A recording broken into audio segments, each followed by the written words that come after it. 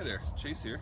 It's April 4th, Sunday, and I am planting. I'm so excited. Soil temps are finally at about 50 degrees, so I can get my onions and my radishes in.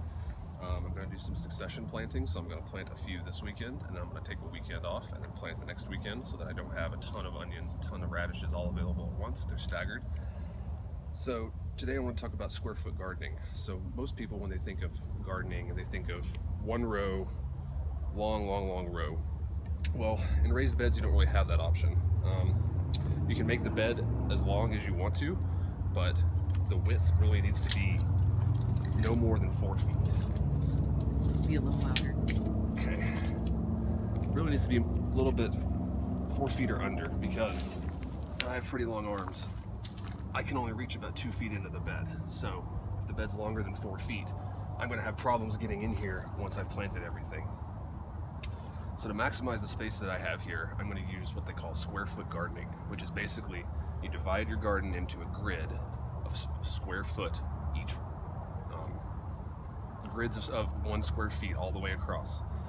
And then you try to fit as many plants as you can in there. So like carrots, I think you can fit 9 carrots per square foot. If you're planting something like onions, you could do maybe 2 per square foot. If you're doing something big like a pumpkin, then you really only want to do 1 seed per 2 square feet. So if you just Google square foot gardening, they have all these calculations online depending on what you're trying to plant. So the way I do my garden and planting is I divide it up into grids. So what I'm going to do is just use a tape measure and a stick. I'm going to make a line. 1 foot, 2 foot, 3 foot.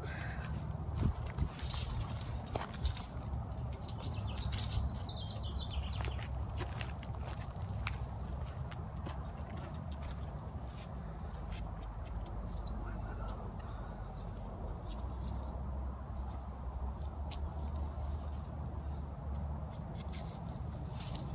You can see under there, it's nice and dark from the compost last year. Oops. Okay, so there's 1.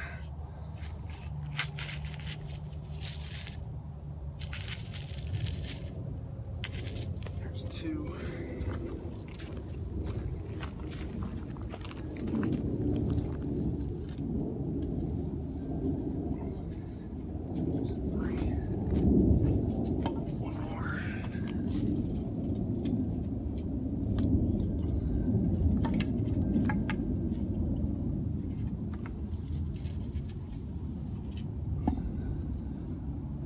It doesn't have to be exact.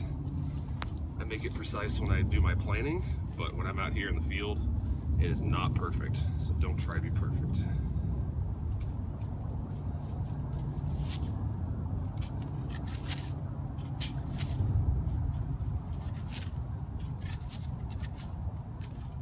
Okay.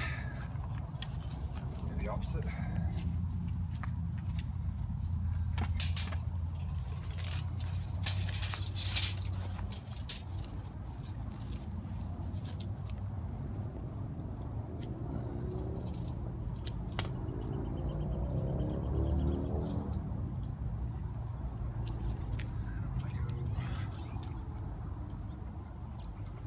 Foot. 2.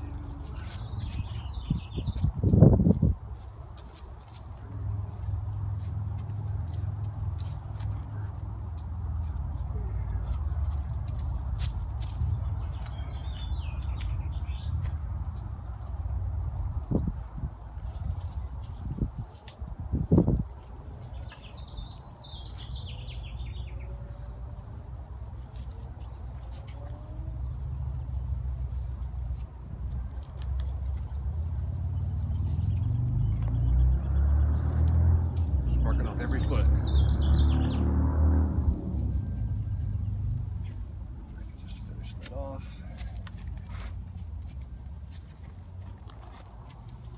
So square foot gardening, marking off square Wow. feet in the raised bed.